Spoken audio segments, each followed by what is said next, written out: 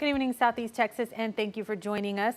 A day after heavy rainfall and tornadoes, people are left to pick up the pieces. Now, this damage from around Orange and Deweyville. Homes with large chunks of missing roofs and debris everywhere.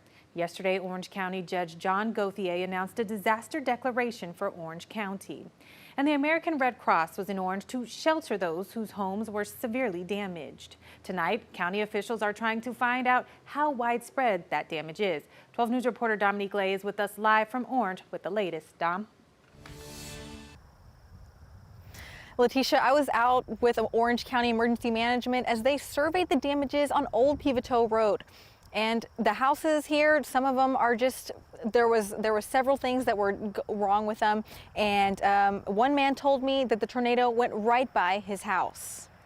It just looked like chocolate water filled the window. My truck is about 10 feet away from that window. I couldn't see my truck anymore. That's Chad Havens. He lives in Orange. And he says when he started to feel air getting sucked out of his home, he knew the low pressure was a sign of a tornado. It actually felt like you were on the tracks laying underneath the train. It was very scary. He says his home has minor cosmetic damages, but an engineered building meant to withstand 120-mile-per-hour winds was destroyed. It opened it up like a can opener. The shrapnel that was flying, there's a cargo trailer over there, flew over the shop, hit the well shed, bounced off the well shed, and then it threw it up against a tree. Like many others in Southeast Texas, Havens is picking up the pieces. Director of Emergency Management Joel Ardwin says emergency management began assessing the damages yesterday.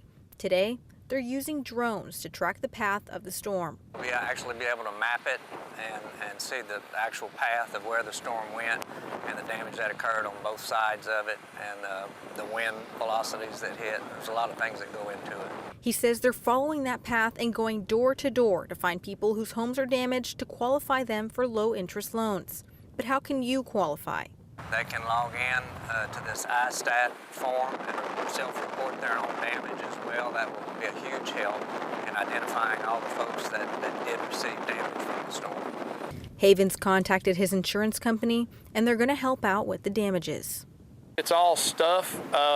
I'm thankful that my house is still in one piece. I can actually live in it.